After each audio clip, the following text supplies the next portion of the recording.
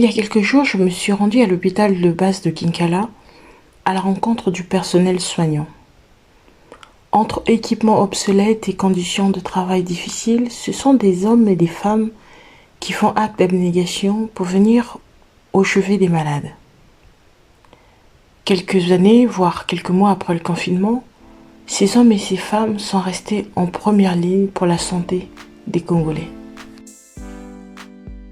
Je suis Madame Kidipolo Anne Ghislaine, assistante sanitaire en santé publique. Ici, je m'occupe de la prise en charge des tuberculeux. Donc, des gens qui sont déclarés tuberculeux, c'est moi qui prends en charge ces personnes. Quand tu viens ici, une fois le docteur a détecté la tuberculose, on a fait des examens, c'est confirmé, ils viennent ici pour la prise en charge. Donc c'est comme ça se passe. Est-ce que les médicaments sont gratuits? Oui, les médicaments sont gratuits. C'est Camex, le laboratoire Camex qui nous fournit le médicament. Mais ces derniers temps-là, vraiment, on a eu une rupture et surtout la forme pédiatrique. La première phase et la deuxième phase. Il y a une année de cela, on fait avec le traitement des adultes pour essayer un peu de combler le trou de la forme pédiatrique. Parce qu'il y a une année de cela qu'on ne reçoit plus la dose pédiatrique. Il y a une rupture partout. C'est national. Donc c'est un peu ça. Est-ce que au niveau de Kinkala, vous avez constaté une forme de stabilisation au niveau des cas ou il y a eu une nette augmentation? Comment ça se passe? Une régression des cas de tuberculose? Sinon, il y a l'amélioration par rapport aux années passées. Oui. Donc il y a une meilleure sensibilisation? Oui.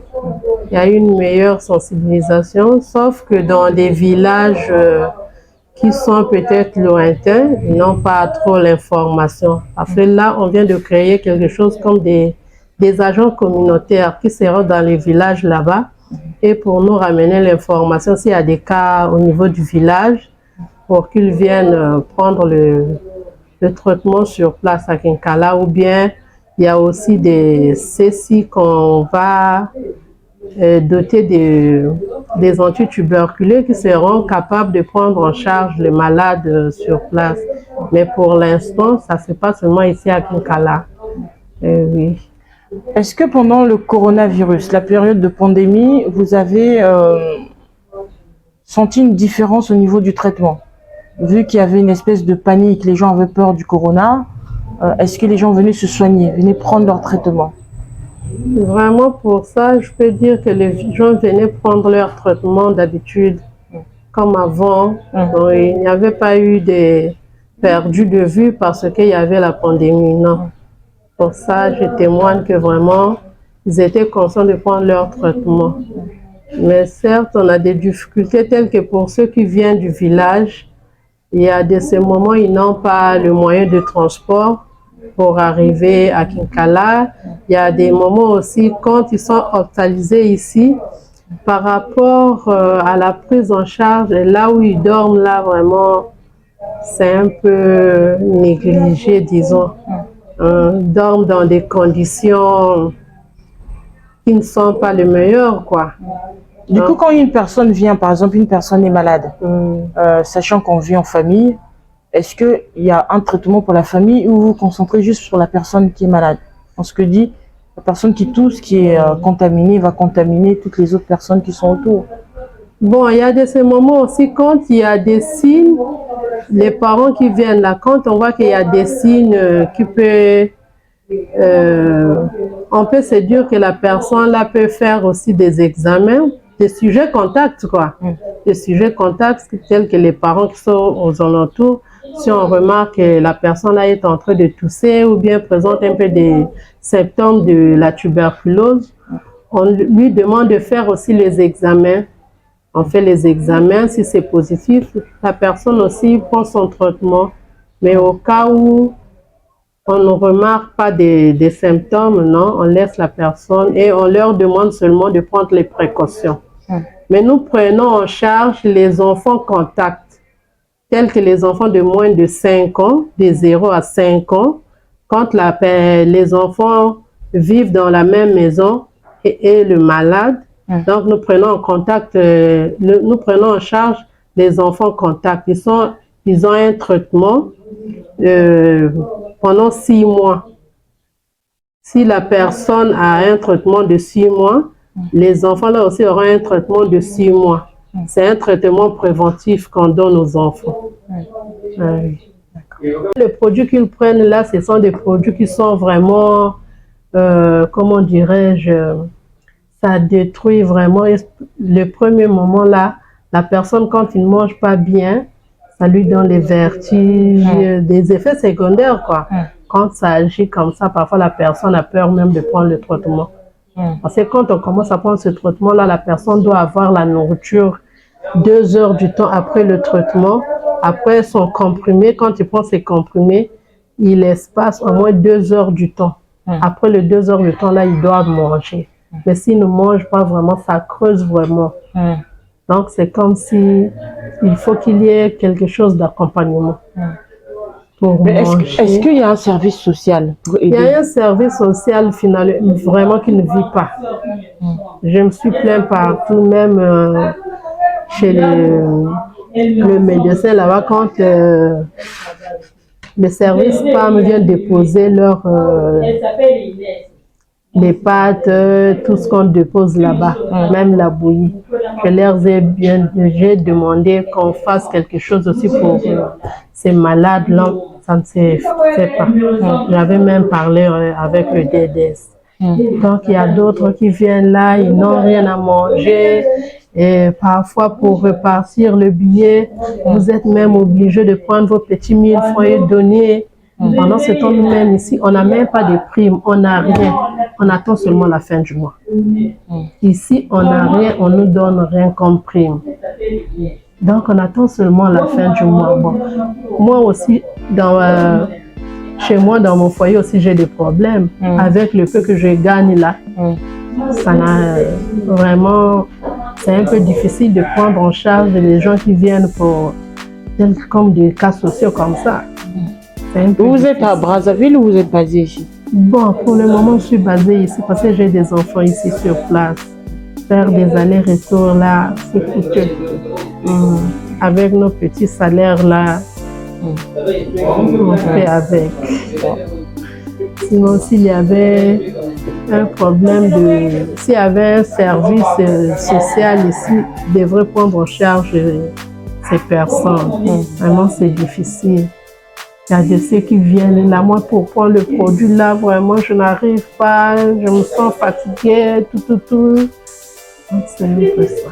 Il fallait qu'il y ait un service social habilité pour prendre en charge ce malade. Je suis mademoiselle Gombessa Rita, je suis infirmière diplômée d'État, généraliste. Donc là, je suis au service d'hygiène. Par rapport à mon état de santé, je ne suis plus à l'hôpital. C'est un problème de vue. Bon, là, je suis ici comme collaboratrice. À mon chef, M. Raoul Massamba, il est en déplacement. Au service d'hygiène, nous sommes 4. 3 femmes, 1 garçon. Donc là, je suis restée seule ici. Donc nous, c'est le service d'hygiène du département du Poul. Nous, à l'hygiène, on s'occupe de l'assainissement. Bon, on s'occupe aussi de la pollution de l'eau. Par exemple, nous sommes au Poul. Le Poul, il y a beaucoup d'événements qui s'est passé ici. L'eau a été polluée. Donc, ici à Kinkala, ici au Poul, l'eau il y a des pompes ici, mais ça ne poule pas constamment. Donc, il y a des jours où l'eau sort, il y a des jours où l'eau ne sort pas. Donc, ici au Poul, les gens utilisent les puits d'eau. Alors que ces puits-là sont pollués. Puisque cette zone-là est couverte de latrines ou WC. Donc, en principe, il faut désinfecter ces eaux-là. Donc, à l'époque, on avait les matériels qu'on appelait Watasol. Le Watasol, c'est un appareil pour former l'eau de Javel. Donc on formait l'eau de Javel ici. On formait l'eau de Javel, parce que l'eau de Javel, on a formé ce produit-là avec le sel. On formait avec le sel de cuisine. Par rapport à nos moyens, on faisait le litre à 500 francs. À 500 francs. Des fois, on partait désinfecter le lieu. Mais au moment où nous parlons, vraiment, on n'a plus de matériel. Donc, il y avait aussi un système de laboratoire. Donc, ça, c'est ce sac-là que vous voyez là. Donc, il y avait le matériel pour voir l'eau. Parce que des fois, on peut te dire, bon, on va dans les quartiers, Madame Intel, est-ce que tu peux amener un flacon d'eau pour voir l'eau là, est-ce que si l'eau là, on peut boire cette eau? C'est ce qu'on faisait. Mais comme vraiment tout ce matériel-là a été pillé, donc au moment où nous parlons, on n'a plus rien. Donc nous, ici à l'hygiène aussi, on fait le tour de la ville pour voir dans nos magasins.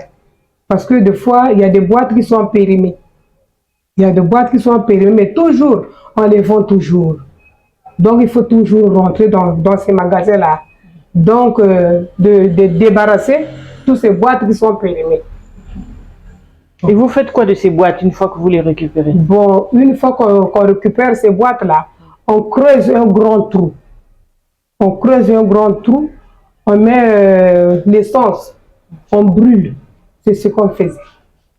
Mais est-ce qu'avec les populations, le message passe, ou les commerçants? Est-ce que derrière, il y a une amende? Parce que les commerçants qui vendent les produits périmés, ils sont conscients que leurs produits sont périmés? Oui, oui. Oui, en tout cas, ils sont très conscients. Donc, ils sont très conscients parce qu'on faisait le tour du département. On partait jusqu'à Igné. Igné, Mindouli, bon, Kindamba. Mais comme au moment où nous parlons, les routes sont enclavées. Donc nous, ici, à l'hygiène, on n'a pas un moyen de déplacement. Donc, alors que si on avait un moyen de déplacement, on allait faire au moins 2 mois pour voir tous ces villages-là, toutes ces localités. C'est ce qu'on faisait. Donc, on avait un moyen, ce moyen-là a été payé. Donc ça c'est le bureau, service d'hygiène, mais vraiment c'est un bureau qui n'est pas agréable quoi. Surtout qu'on est au village, bon, on est contraint de se contenter de ce bureau. Et là les relations avec toutes les populations, ça va? Avec même les ex-combattants, comment ça se passe? Ça va mieux? Bon, les ex-combattants, avec nous il n'y a pas de problème. Avec nous, il n'y a pas de problème parce qu'il faut savoir les prendre, quoi. C'est ça. Parce qu'il ne faut pas aller méchamment. Donc c'est comme ça. Parce que là, ces derniers temps, ils sont devenus dociles parce qu'ils commencent à travailler. Parce qu'il y a d'autres qui viennent ici au service d'hygiène, ils viennent demander d'autres là les outils de travail. Parce qu'à l'époque, il y avait un bienfaiteur qui nous avait fourni les machettes, les houes, l'autre là, les râteaux, brouettes. Donc, on avait fait face à ça. Mais au moment là où nous parlons, vraiment, on ne peut plus faire face.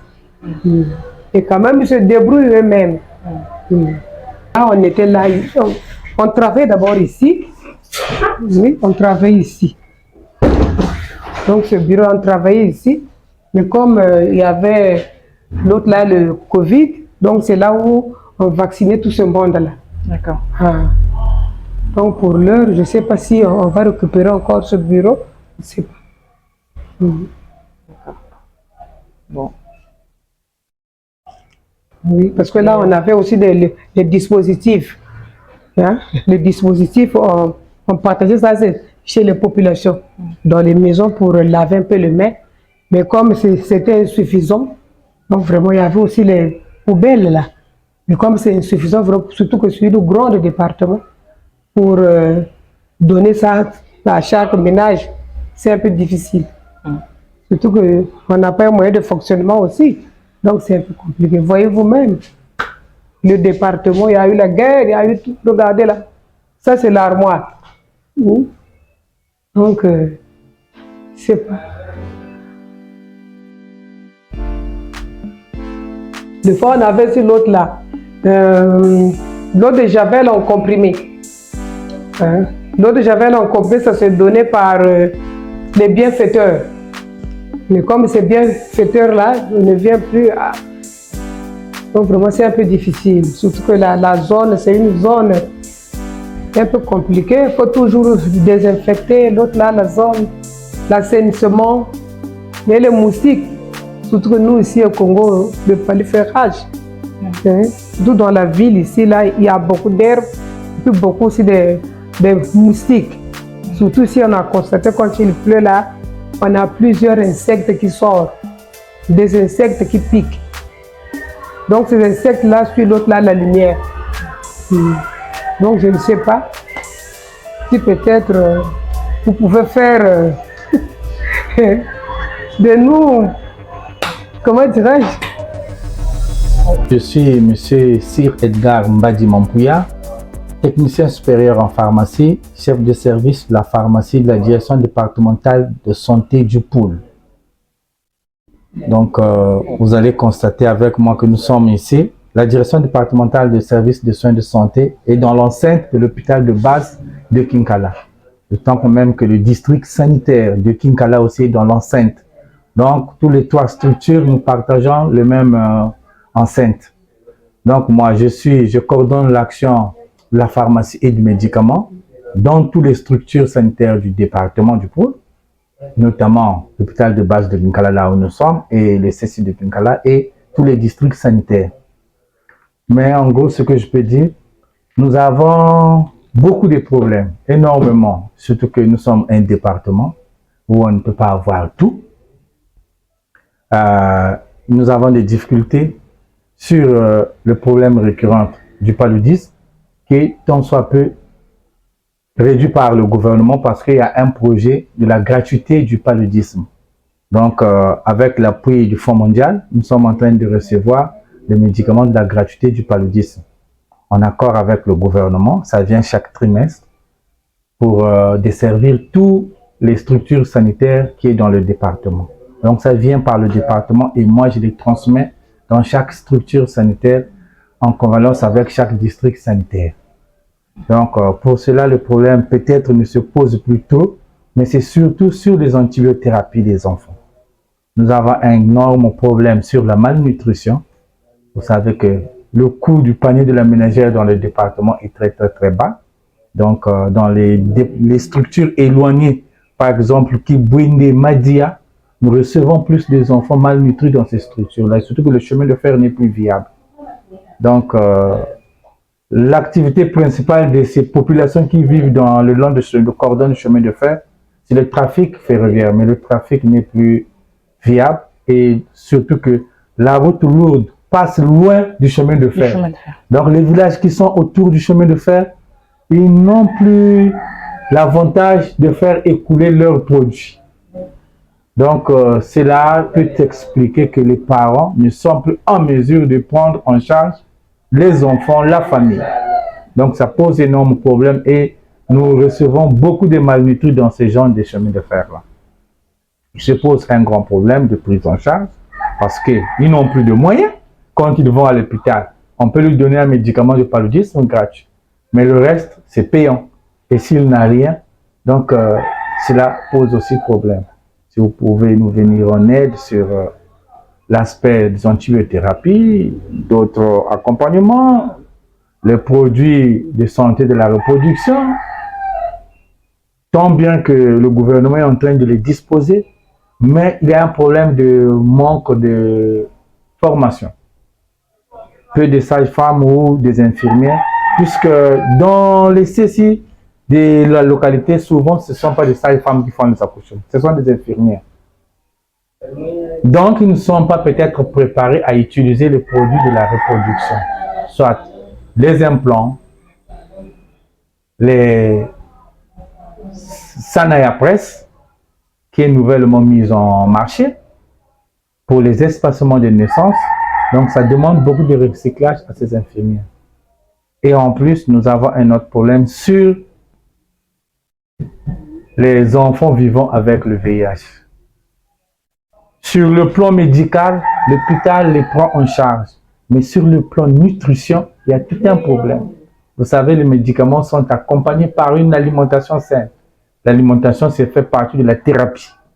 Mais quand l'enfant est soumis à un protocole médical donné, en contrepartie, sans pour autant qu'il puisse récompenser l'organisme des vitamines ou des oligos qui lui manquent, le médicament va aller encore l'affaiblir. Et ça fait parfois un refus de prendre les médicaments.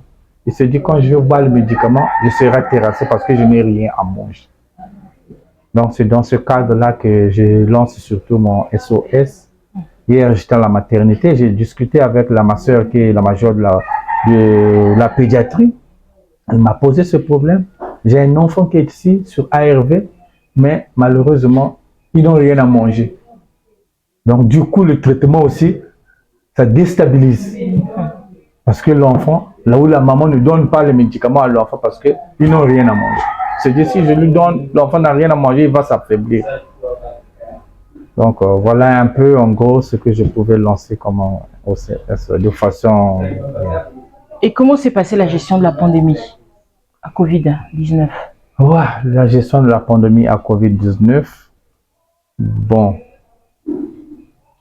Aussitôt fait, le gouvernement a déployé les moyens pour venir sur place former les acteurs. Parce que c'est une maladie pour nous qui était étrange.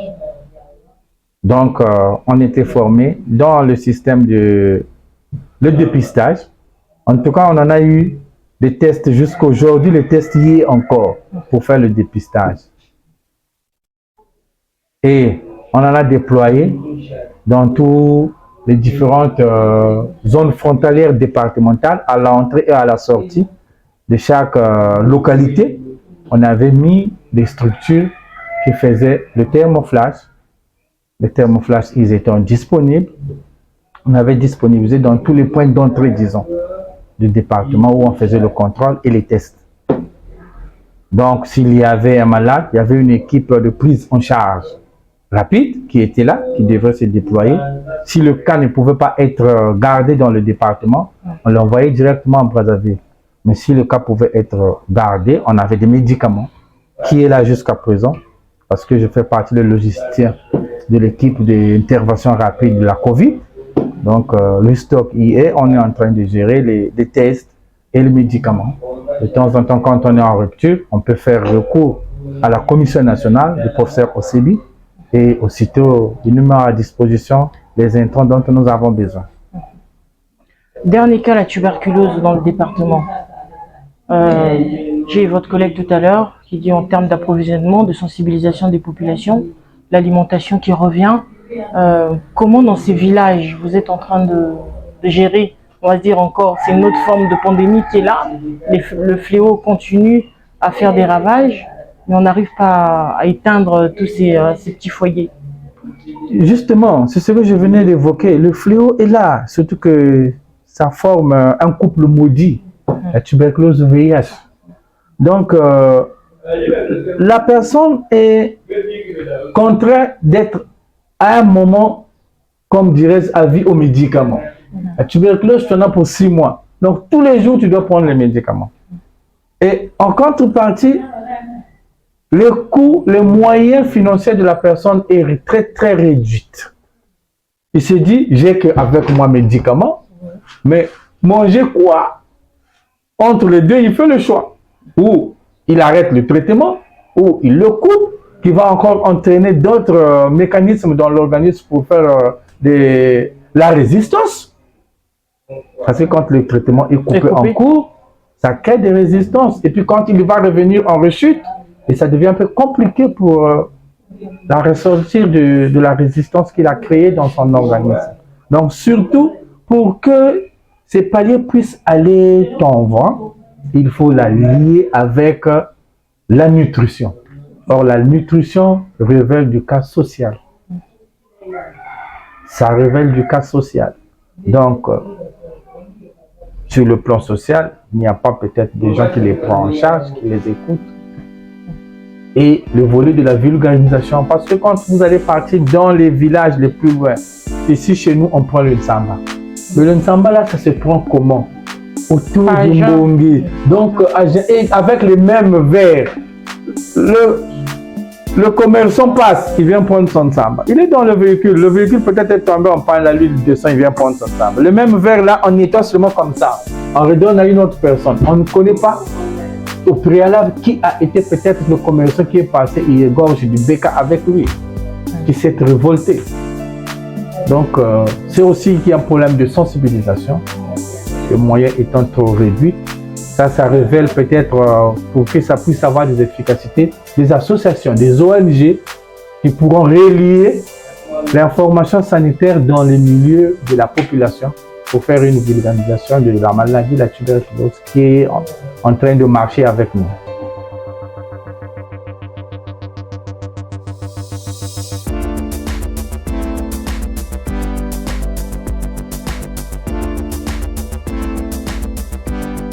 L'assistante Lydie Virginie Lydie, chef de centre de santé Kinkala. Voilà, donc nous avons beaucoup de situations, mais cette situation est prise en charge, la situation de surveillance des malnutris est prise en charge par le PAM. Et aussi les médecins d'Afrique, eux qui prennent en charge les malnutris sévères. Maintenant, le PAM prend les risques, les malnutris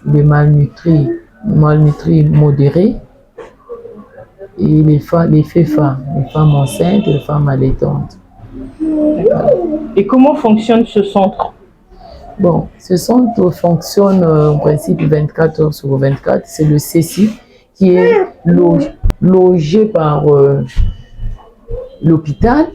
Toi-même, tu vois qu'on n'a pas assez d'espace.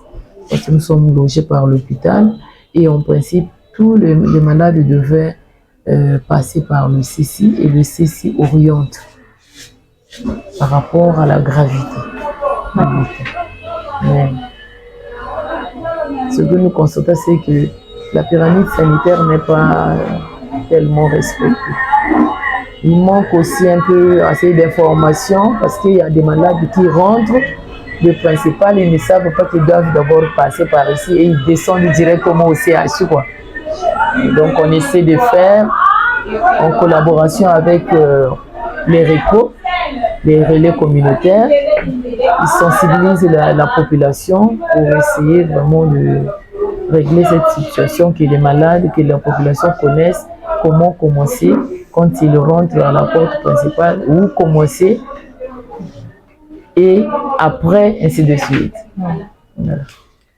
Aujourd'hui, quels sont vos états de besoin? Qu'est-ce qui vous manque concrètement? J'ai mon micro-plan, hein. Mais en traitement, actuellement, il y a aussi CRS qui essaie de prendre en charge, faire la prise en charge gratuite du paludisme. Donc là, nous prenons en charge les enfants et les femmes enceintes sur la gratuité. Maintenant, les autres, quand on a les produits, c'est en taxe à 1500. Parce que le CRS nous donne les TDR pour faire les tests de paludisme. Et quand le test est positif, vous traitez. Bon, il y a des moments où nous sommes un peu en rupture, mais on a beaucoup de besoins. Par exemple, là où nous sommes, je ne sais pas si ça aussi ça peut concerner, mais là où nous sommes, il n'y a pas de latrines. Donc c'est un grand problème quand les femmes enceintes arrivent pour la CPN, c'est vraiment un grand problème. Et nous avons planifié dans mon micro-plan, mon plan de management annuel, j'ai essayé de planifier, mais avec les entrées, je n'ai pas pu vraiment régler cette situation. Par rapport aux revenus, je n'ai pas pu régler cette situation, mais c'est un besoin prioritaire. Donc, nous avons besoin aussi d'assez d'espace, mais pour le moment, on attend peut-être le gouvernement pour faire quelque chose, parce que c'est lui qui est doué pour la construction des centres. Et donc, pour le moment, je peux pour ne pas balbutier, consulter mon plan de... Il n'y a pas de souci. Voilà, mon plan de management, là où j'ai tout planifié, qu'est-ce que je dois faire parce que moi j'avais pensé que pour la meilleure orientation des patients, il fallait que je puisse, là où vous êtes rentré, fermer là, ouvrir, là j'ai déjà posé le portail, la visibilité bien pour qu'on peut bien écrire, orienter la femme enceinte, tout ça là, parce que souvent les autres n'ont pas l'information pour qu'ils viennent directement ici. Sinon ça c'est aussi les priorités que j'avais bien ciblées, mais il manque des possibilités pour faire face. Mais le médicament, on a besoin de médicaments. On a besoin de médicaments, surtout les antipaludismes. Mais actuellement, les antipaludismes qui sont dans les centres, c'est presque la gratuité. Presque la gratuité. Donc souvent, nous, on ne met plus de paquet sur ces antipaludismes pour l'achat propre du centre, parce que sinon, ça va mettre du temps et ça pourra peut-être être expiré. Donc, nous attachons seulement aux produits qu'on nous livre de gratuité sur la femme enceinte, sur le considère, et les autres, l'artéméter, l'uméfantrine et surtout l'artésunate quand il y a échec à la première molécule. C'est possible de faire une petite visite. Il n'y a pas de problème. Ils ont mal du matériel. Par exemple, les paravents, parce qu'on n'a pas assez d'espace. Maintenant, si on pouvait, par exemple, on pouvait mettre un lit de consultation, on peut mettre un paravent pour respecter la pudeur du malade. Voilà. Donc, on peut commencer par le laboratoire.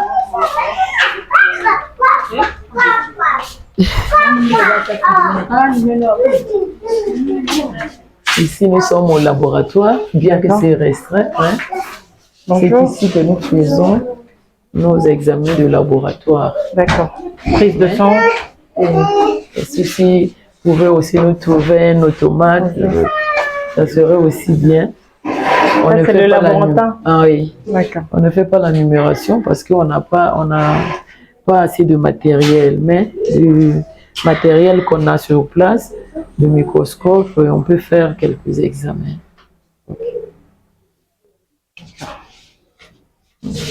Le laboratoire. Nous sommes en pharmacie. Vous avez vu notre pharmacie. Ça, c'est les intrants pour la prise en charge. Ça, c'est la farine. Prise en charge des femmes enceintes, femmes allaitantes. Et les cartons, ça, c'est pour les malnutris. Ça, c'est pour les risques, les enfants qui ne sont pas malades, mais peuvent basculer facilement dans la malnutrition, qui sont vraiment pincés à la limite. Et ça, mais est-ce que les enfants arrivent à manger ces farines-là? Non, les farines, on ne donne pas aux enfants. On donne ça c'est des pâtes. C'est des pâtes comme la pâte d'arachide. Ça, c'est pour les sévères, hein, les rouges blancs là. Donc, on peut mettre dans la bouillie. Il ne faut plus manger ça. Un sachet par jour suffit. Voilà. Il y a des enfants à qui les sévères là, on donne 15 jours. Et là, le malade revient après 15 jours pour vérifier comment est-ce que ça évolue. Parce qu'il y a des enfants aussi qui ne répondent pas au traitement. Et là, on réfère à l'hôpital. D'accord. Bon, ici, là, c'est la réception. La réception, quand le malade arrive, on reçoit les malades, on prend les signes vitaux et on oriente les malades. Là-bas, on va arriver à la salle de consultation. Ici, c'est la salle de soins. Quand on vous dit il faut faire le lit, hein? Quand vous servez le malade, il faut... Salle de soins. D'accord. Ça, c'est la balance, hein, pour peser les enfants. Oui, ça, c'est pendule pour peser les enfants parce que nous, on fait la CPN chaque mercredi et jeudi. D'accord. Donc, aujourd'hui, nous sommes au mardi. Donc, mercredi, quand tu arrives ici, surtout jeudi, il y a un monde fou. Voilà. Et en taux de malnutrition, vous êtes à combien sur Kinkala en pourcentage? Bon, en tout cas, nous sommes au moins à... Avant, c'était vraiment élevé au moins à 80. Hein. Mais actuellement, ça a diminué avec le traitement. En tout cas, ça a diminué parce que avant, dans les rapports, on pouvait avoir 50 malnutris. Mais maintenant, non. Par exemple, moi, le mois passé, j'ai fait quelque chose de 5 malnutris modérés et 4 sévères. Tu vois, ça a diminué. Ouais, ça a diminué. Et même chez les femmes, en tout cas, évolué. Voilà.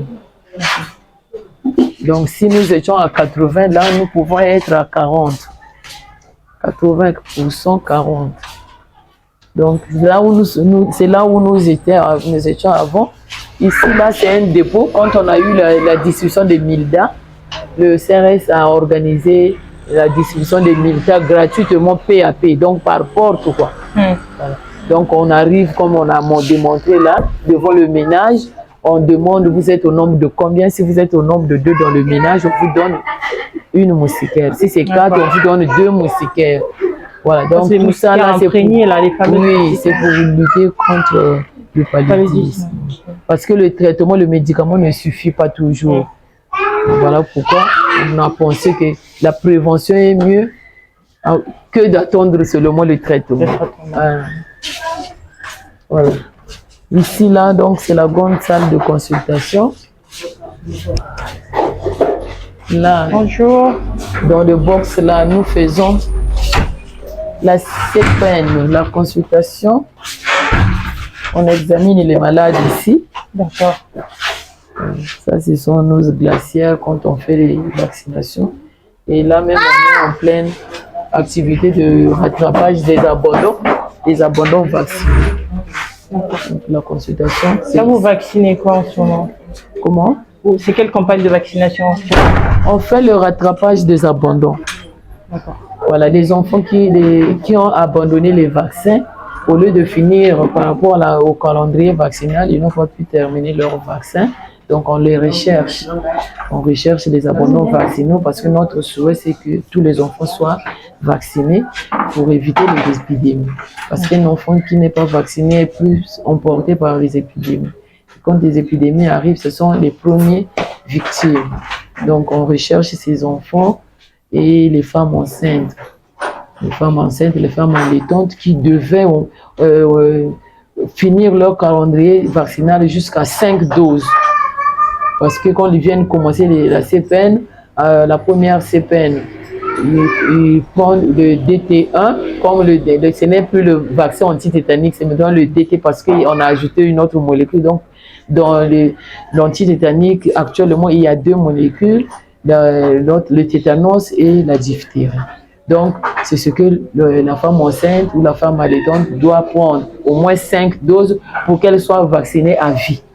Voilà. Donc, on recherche ces femmes-là qui se sont arrêtées en chemin. Donc, quelles sont les raisons qu'elles donnent, en fait, les dames qui ne viennent pas? Mais c'est toujours la paresse. Parfois, bon, il y a ceux qui manquent de connaissances, ils ne savent pas qu'ils devaient prendre quel nombre de vaccins qu'ils devaient prendre. Donc, parfois, ils pensent que c'est 2 ou 3. Mais quand on les recherche, on essaie d'expliquer non. La femme enceinte, la femme allaitante, c'est 5 doses. Quand tu viens à la première CPN, tu prends ta première dose. 1 mois après, tu prends ta deuxième dose. Donc, après l'accouchement, 6 mois après, tu prends ta 3e dose. Donc, premier rappel. 1 année après, 2e rappel. 1 année après encore, 3e rappel. Tu as 5 doses et tu es vacciné à vie. Voilà, tu as acquis l'immunité pendant au moins plus de 10 ans. Donc, tu es vacciné à vie, tu n'as plus besoin, même si tu vas accoucher, tu n'as plus besoin de vaccin. Donc, c'est ce qu'on essaie d'expliquer aux femmes. Et les enfants, il y a des enfants, on a retrouvé, par exemple, hier, j'ai vu 2 enfants, 0 dose. L'enfant a 2 ans, depuis que ces enfants sont nés, ils n'ont jamais reçu aucun vaccin. Donc, on les recherche, c'était une occasion de les retrouver aussi. Donc, quand c'est comme ça, on rattrape l'enfant. Et là, la recherche se passe comment? Vous faites quartier par quartier, c'est du porte à porte? On s'éclate en principe. Ça a commencé depuis le 16. Donc, on a d'abord précédé 2 jours pour informer la population de Kinkala ici, parce que l'aire de santé de Kinkala, le CC là où nous sommes, il y a l'aire de santé en 2 phases. Il y a la zone rurale et la zone urbaine. Donc la zone urbaine, les prieurs passent d'abord les mobilisateurs donner l'information que écoutez, surtout à 5 heures, tout ça là quand les gens dorment très tôt le matin pour passer l'information. Et dans la zone rurale, on demande aussi aux mobilisateurs, les crieurs, parce que chaque chef de village a un crieur. Il passe aussi l'information et après, on a fait un calendrier. On a donné le rendez-vous au chef de village que nous serons là tel jour. Par exemple, moi hier, j'étais en Somo. Somo, c'est loin, au moins 23 km d'ici. J'étais parti là-bas et les gens m'attendaient parce qu'ils avaient un rendez-vous. Et là, on a pu même retrouver de 0 dose. Pas de vaccin depuis qu'ils sont nés. Donc, on a vacciné les femmes. On a pu vacciner 10 femmes et au moins 25 enfants. Voilà. Donc, voilà ce qui se passe actuellement, l'activité qui est en cours, qui va prendre fin aujourd'hui. Donc, partout dans le pool, on est en train de rechercher les abandons vaccinés, qui ont abandonné les vaccins. Ceux qui sont à jour, ils continuent leur rythme. Mais ceux qui ne sont pas à jour, ceux qui ont abandonné, on doit les vacciner. Voilà. Merci. Voilà.